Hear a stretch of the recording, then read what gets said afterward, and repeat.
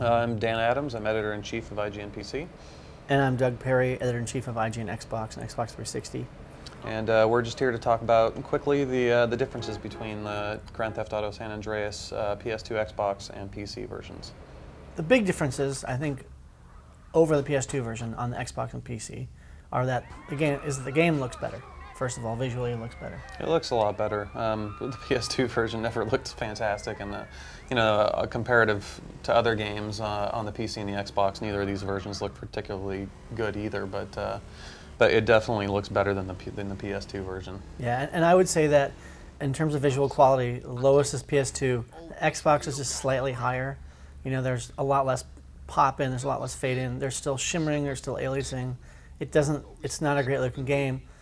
And then after that, the PC version looks better. I mean, it's the PC version has anti-aliasing and stuff that you can get into, and has a little better draw distance. The details a little better, but honestly, it's cleaner, and it just still doesn't look fantastic compared to PC games. So in the PC and the Xbox versions, if you look carefully, you can read things better, like ads and things like that. Yeah, definitely. On the Xbox version, it really is this teeny little bit difference. It's not like, wow, it's not like the Grand Theft Auto 3 and Grand Theft Auto Vice City when they came to Xbox. I think that was a big significant change in terms of graphic quality over the PS2. It's not like that big of a jump. It's a lot less. But the big difference, I think, for both of them, as far as graphics goes, is the load times, because they're significantly faster than they are on the PC. I mean, on the PS2. Sorry, the PC is the fastest. Xbox is right behind it. But I mean, it's really just a blink of an eye how fast it loads indoor and outdoor environments. And that's pretty impressive considering how huge that is.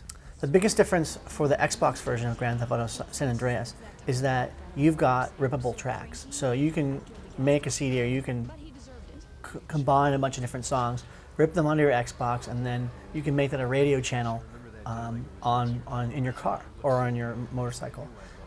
Additionally, you can also add in radio ads into your radio station. You can't get the DJs because the DJs belong with the radio station, but you can drop in the ads, occasionally, randomly, to show up in your soundtrack to make it a little bit more interesting. Same on the PC, all the same stuff. Obviously, I think it's a little easier to get new songs into the PC version, because all you have to do is drag and drop into a folder. It's the easiness of dealing with the PC in this particular case. That's faster too. Yeah, and that's pretty much the only difference there. I think the biggest difference between all three versions, probably for the PC, are the controls. Obviously, you can plug in a controller if you wish, but there's definitely some advantages and disadvantages to using the mouse and keyboard. On the consoles, you get the lock-on feature, so you pretty much automatically hit anybody. And I think the weapons, you go up in skill, so they actually get more accurate over time using that lock-on feature. But the PC, you can pretty much just target someone in the head almost instantaneous if you've ever played a shooter with a mouse or anything before, and target and blow somebody up or knock their head off or whatever extremely efficiently. But like the downfall is the fact that you have to control the car with the mouse and keyboard as well. And while it's not bad, it's certainly not bad, and I think it's better than Vice City was. Actually, it's a little more controlled than it was. It's still a lot more difficult than using the controller. So, are you saying that you would have preferred having it like the controller? I think driving, I would have preferred having it like the controller, but as far as targeting and aiming goes, I think you got a way better amount of freedom with using the mouse and keyboard. Yeah, the last difference for the PC version is obviously people hack into it and find stuff, and right now there's a little.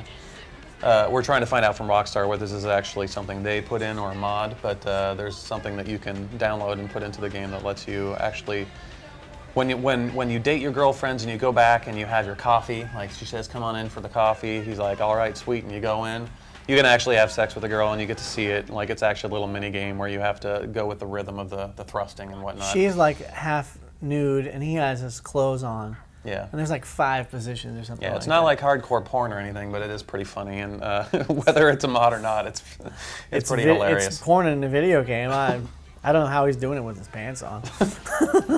The impact of Grand Theft Auto San Andreas was really most powerful on the PS2 last October. Mm-hmm. I think that was really, where people got excited about it and then been waiting for it. And people who own PS2s and only PS2s, you know, they really got to play 50 to 100 hours of that game. And it didn't really look that bad on the PS2 either. I mean, it didn't look great for it, but, you know, comparatively to other PS2 games, it looked fine. Yeah. And so, literally 6 months later, after the exclusive agreement wore off, to the day, that game, San Andreas, came out on the PC and on the Xbox. And, you know, if you didn't have a PS2, you never played it, it's worth getting, definitely. It's still a great game.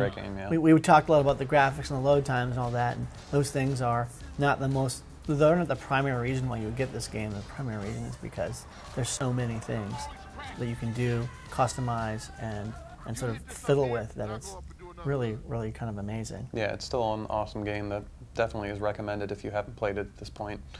It's definitely for the gameplay and for all of the crazy missions and things that happen, and the cutscenes and voiceovers, which are fantastic. So, yeah, it's definitely worth getting if you don't have it. And that's about the last word, I guess. You player, I heard you was the man with the hookup, and you was the man I needed to see. I'm offering my services.